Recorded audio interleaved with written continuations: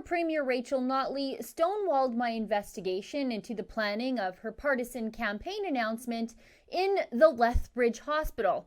But I got my answers another way, and boy, it sure looks like the NDP were using taxpayer-funded labor hours to organize this NDP campaign event. Remember way back in February, long before the Alberta election was even called, Notley was embroiled in a controversy about a partisan NDP campaign event being held at the Lethbridge Chinook Regional Hospital. Now, Premier Notley staged the nurses in the lobby of the hotel to attack UCP leader Kenney for healthcare cuts that he never said that he would make. And AHS policy prevents this kind of abuse by the government. According to Section 2.1 of Policy 1148 of Political Activity, AHS facilities shall not be used for any political activity, including but not limited to use for the purposes of canvassing, campaigning, making political announcements, touring, or other activities. Now, of course, the Notley spin doctors chalked it all up to just an innocent little mistake and assured us all, no harm, no foul. UCP leader Kenney called it an unethical abuse of public resources, but Notley's former director of communications, Sheila Oates, had this to say about it. Not a single tax dollar went to this announcement.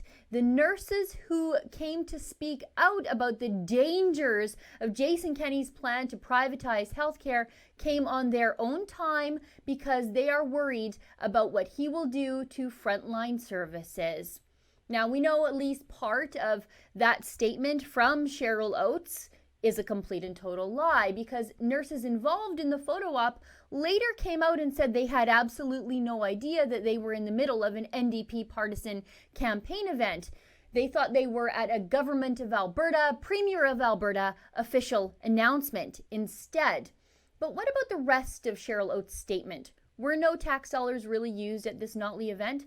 I wanted to see the proof either way. So we initially filed a Freedom of Information request into the Executive Council, the Premier's office, and they told us they had no records whatsoever about the hospital announcement, something we knew at the time had to be absolutely impossible. At the very least, there had to be some scheduling and travel emails, and those documents had to exist. The Premier of Alberta just can't go somewhere, and her office isn't made aware, at least in a peripheral way. Now, all of this led me to think that there was far more to this, and more importantly, a cover-up happening. I mean, why hide the little stuff, the small details, like scheduling? What else was the Premier's office hiding about that partisan hospital announcement? So, again, we filed another Freedom of Information request, this time into Alberta Health Services, to see if we could catch some of those emails I thought were happening and records I suspected were there that were coming from the Premier's office another way.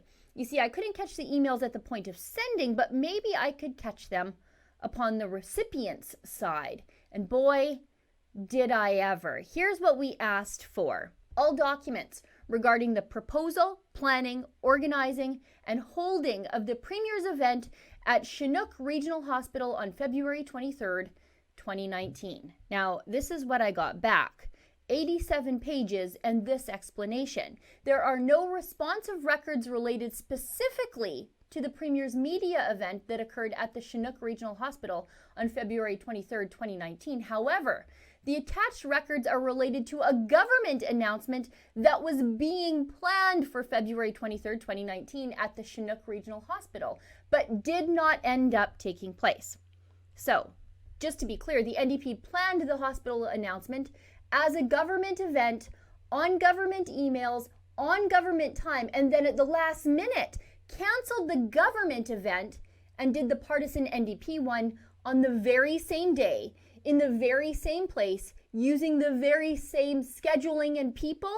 That's a neat little trick these hucksters are trying to pull here. It looks like the NDP were absolutely using government resources to the benefit of the NDP party and then covering it up after the fact like everyone is just stupid enough to fall for it. Anyway, let's get right into this document package. On page 77, there's an email from Notley's Director of Tour and Scheduling, Marla DeCandia, copying the aforementioned Cheryl Oates and others about the hospital announcement and how she will be discussing it all with Oates. So right off the hop, I find all of the scheduling emails and peripheral discussions I knew just had to be happening in the Premier's office. But more importantly, this is evidence of a cover-up from the Executive Council, the Premier's office, because Marla DeCandia worked in the Premier's office and so did Cheryl Oates. So why didn't I find that email when I filed that original Freedom of Information request into the Executive Council? What happened to all those emails?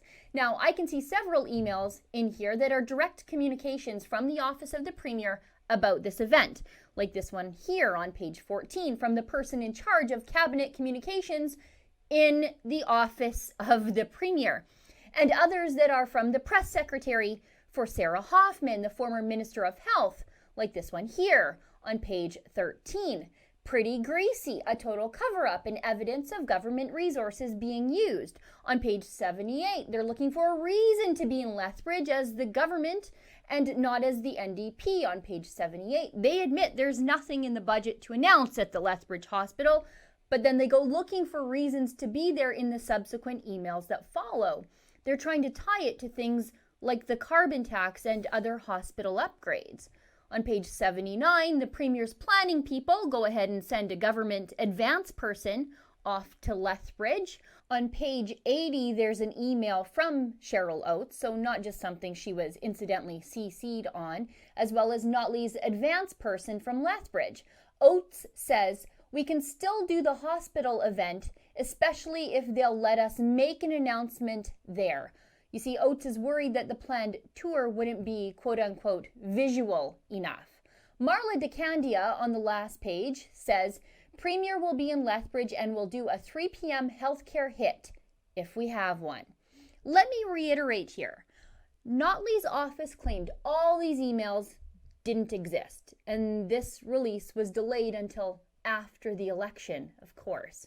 Remember how Notley's former Director of Communications, Cheryl Oates, who was directly involved in the planning of this event, right up to her neck, said no government resources were used to plan the partisan NDP hospital announcement? Do you remember that?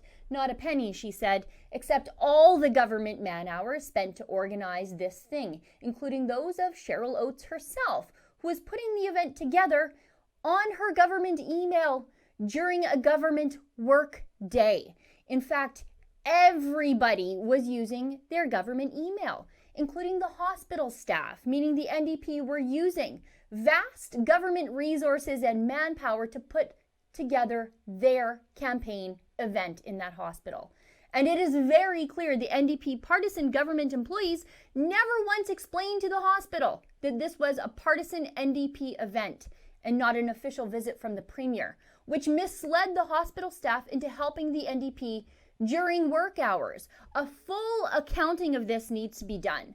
The NDP need to repay the taxpayer for all the taxpayer-funded staffing hours they helped themselves to in their failed attempt at re-election, because taxpayers did not willingly make this donation to the NDP campaign. For the Rebel.media, I'm Sheila Gunn Reid. Big tech and social media companies are censoring conservatives all around the world. We just saw that in the Tommy Robinson campaign, but here at the Rebel, we've built a way around that. We have a Rebel Media mobile app. It's available on the Google Play Store or the Apple App Store. Download it, give it a try, and help us fight big tech censorship wherever you go.